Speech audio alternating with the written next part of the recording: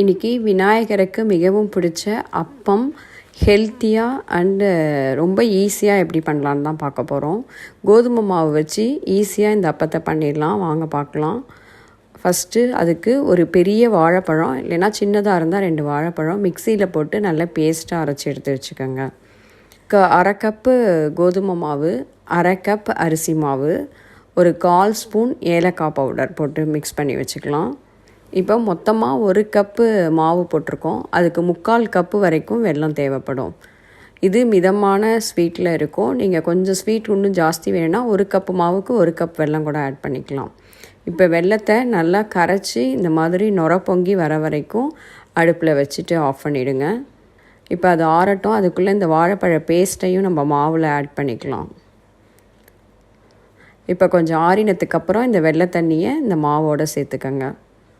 வடிகட்டிட்டு சேர்த்துக்கலாம். இப்போ எல்லாத்தையும் சேர்த்து நல்லா மிக்ஸ் பண்ணி எடுத்து வச்சுக்கோங்க.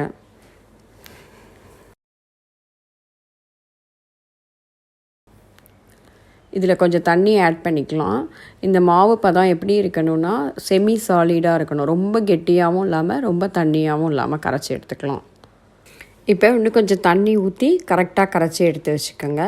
இப்போ பக்கத்துலேயே ஒரு கடாயில் நான் ஆயில் ஊற்றி ஹீட் ஆனதுக்கப்புறம் சிம்மில் வச்சு எடுத்து வச்சுருக்கேன். ஒரு மீடியம் ஃப்ளேமில் வச்சு இந்த மாதிரி அப்பம் ஊற்றிக்கோங்க. அப்பம் ஊற்றும்போது நல்ல குழி கரண்டியில் ஒரே இதுவாக ஊற்றிட்டே இருங்க. இப்போ பார்த்திங்கன்னா நல்லா ரவுண்டாக அதே இடத்துலையே இருக்குது. இப்போ நம்ம ஒரு 2 மினிட்ஸ் ஆனோடனே இந்த மாதிரி உப்பி வரும் நல்லா. இப்போ திருப்பி விட்டுக்கலாம். திருப்பி விட்டு நல்லா பொன்னிறமாக வந்தோடனே எடுத்துடலாம். இப்போ பொன்னிறமாக வரும். அதே சமயத்தில் பார்த்திங்கன்னா ஆயிலில் சவுண்டே இருக்காது.